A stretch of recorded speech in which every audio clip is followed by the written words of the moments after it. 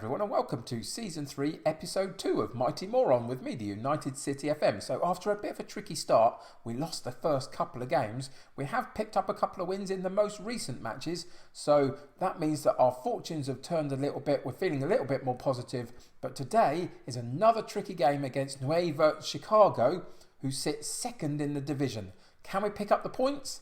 Let's find out.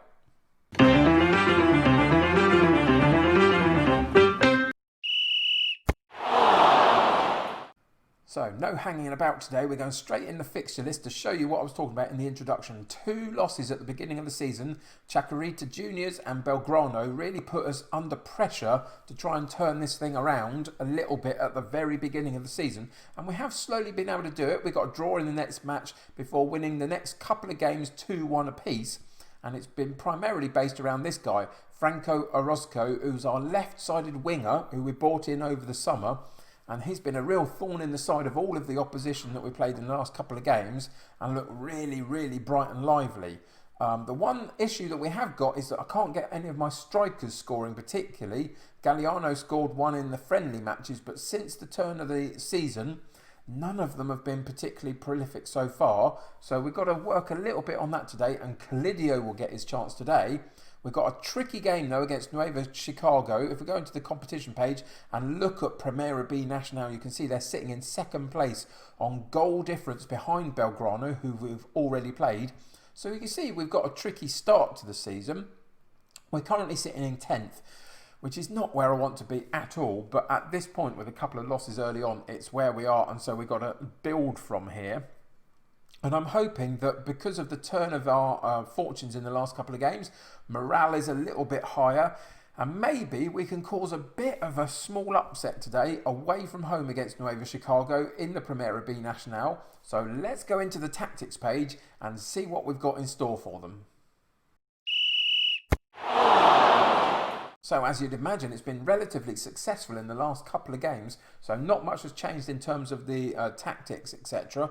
What we have changed is Calidio up top. Galliano, after 3 games, has got nothing to show for it. No goals, no assists, and a very low average rating. Calidio's had a small amount of opportunity, got a 6.6 so far in his average rating, which isn't great. You can see neither one of them are firing at all. But today is Calidio's chance from the start. Even against a difficult opposition, I'm hoping that this front three will be able to do something for us. The rest of the side looks pretty decent, it must be said so far. I think this central midfield three is going to be good for us. And the couple of new central defenders at the back are doing okay without setting the world alight just yet. Although you can see we've got some very good average ratings in there, primarily in our wide areas, which is positive. We do need to get a little bit more from this central midfield, but I think it's definitely in there. So today, as I've said before, is we've got a really good challenge. It's going to be a difficult challenge away from home against one of the top 2 in the division so far. But I think we're going to be okay. Let's see how we get on. So today we've got Galvin in goal, Echeverria and Ortiz in central defence, with Brogy at right back, Ochoa at left back, Federico, Piero and Cabrera in central midfield, with Fernandez on the right, our star Orozco on the left, and Calidio up top, making his bid for a starting berth in the striking position. We've also got a bench of Corzo, Sanchez, Goodboy, Chalky, Glaby, Sewell and Galliano. So let's get into today's game and see what happens.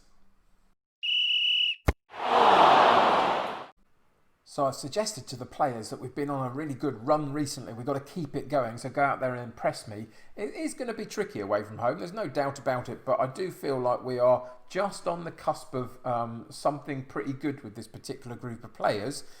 If we can get them all firing on all cylinders, all at the same time at some point, I think that's going to be quite an impressive display. But the first opportunity is for Nueva Chicago, and we get it partially cleared, but only just outside the area where they pick it up again. They were working originally down the right, and now they're moving slightly further left, but they've switched it back again to the right-hand side onto the byline, and there was a really, really good header at the near post, wasn't there? It was a brilliantly whipped cross from the byline where we couldn't quite get defender out there to them. You can see this ball here, it just takes out that left fullback.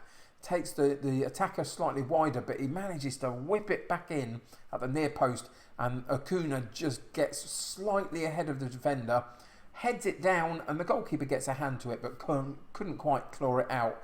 And we go 1-0 down. A little bit disappointing, but we don't feel like we've got going at all yet. After nearly half an hour of the game now, this is slightly more worrying than I wanted it to be, particularly on today's game. But we get a free kick opportunity, and that changes everything. Fernandez, with a very subtly delivered free kick, no power to it particularly, just drifts it over to that far post, and it's, which one is it, Echeverria, I think, that got up ahead. Oh, no, I think it was Cabrera. It was Cabrera who got a header up and managed to put the header back across goal and get that one goal that puts us level before half-time, which is really positive.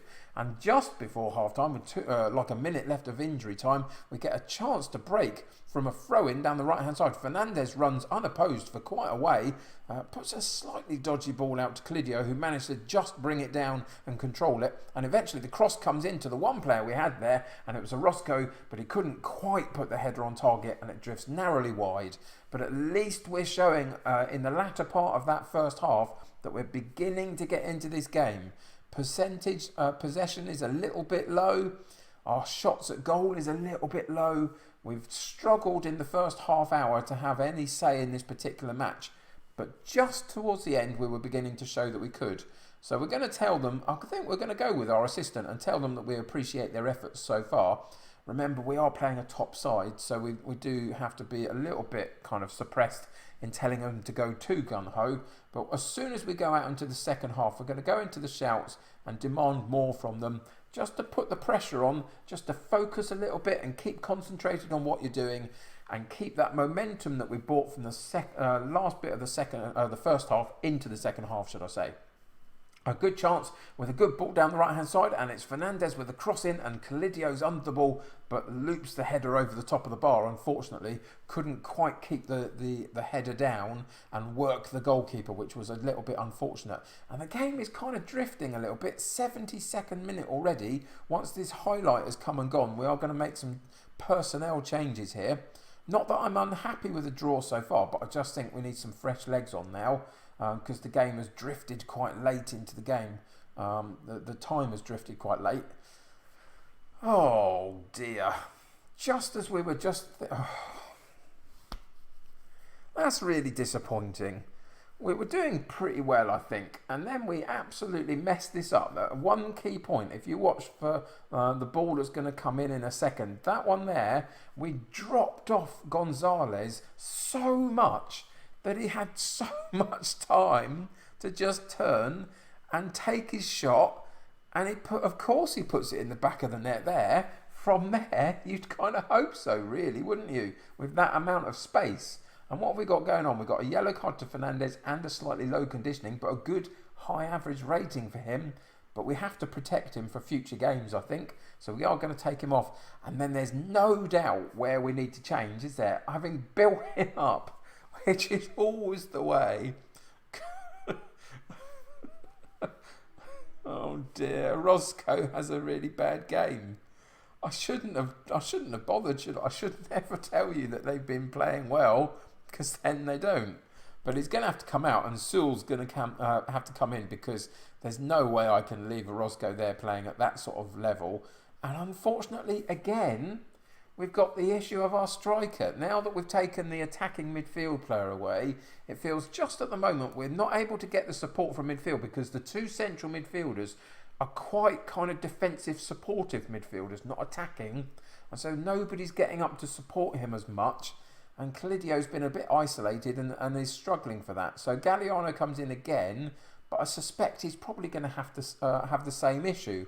We might have to find a way to get a slightly different central midfield combination in terms of the roles that we play. But that's something I have to look at. Having said that, there was a good cross that came in from the left-hand side there, right the way over to the far post onto the right-hand side. Header came in, and again it was over the top. But we are pushing them a little bit. You can see, in terms of the statistics for the game, we were quite level, really. And maybe there's just one small chance here, if we can get it clear up the pitch quite quickly, for us to get one chance at goal to maybe sucker punch them at the end and nick a draw. Let's see whether we can do it. And it's Glabby on the ball on the right hand side, got Brogy on the overlap, found by the central midfielders, and there is the header from Sewell, the substitute. I think coming in for one of his first opportunities. He has played a small amount, but not much, I think. And he gets the header. And it was such an acute angle and such a difficult header to make. I wasn't sure that he would do it. I thought it would go over the top. But he manages to beat the goalkeeper at the near post into that top corner, which is pretty special, really. And we do get what I think is a pretty good and well-deserved draw. If we go and analyse the game in a second, you'll see that we were quite even with them through the match. And I think we never lost sight of them. So we were always in with a shout. And I'm pretty happy with that, considering where they started the day and where we started the day. I will happily take a draw against them. So let's go and analyse the performance. So we start on the summary page, and this is what I was talking about. Basically, we were very, very even through this particular match. Shots on goal, 13 for them, 14 for us. Shots on target, 9 and 9, so even there. Possession, they had a little bit more, but not too much. And the average ratings, we were still down a little bit on a 6.8 compared to their average rating through their side of a 7.0. So there's some work to do on that a little bit. But overall, you can see that we matched up very, very well against them. If we go into the main analysis page, you can see that our heat map was not quite as expressed as theirs was. They had more possession than we did. We had a good amount in the centre of midfield, but then we sprayed it both left and right and used both areas quite well, which is always good to see. I'm happy about that. In terms of the action zones, you can see that they definitely had more of it in midfield than we did, and that's where we slightly lost the possession a little bit today. A little bit disappointed by that, but not too bad, not too much really. This would suggest that Orozco, even though he had a bad day, was quite instrumental to how we played for a lot of it. And then Sewell came in, played the role slightly better for that last little period, and got that goal in the left-hand side of our setup. Again, slightly disappointed that we didn't work more in midfield, but I guess we matched up with them. They had 3 in midfield, so did we. Maybe theirs was just stronger and we had to work around it a bit. But a little bit disappointed by that. Not too much though in terms of the overall performance, and the result I think was very, very good. So I'll happily take it. So how were our shots today? You can see that these were the ones that we put in off target, saved and blocked.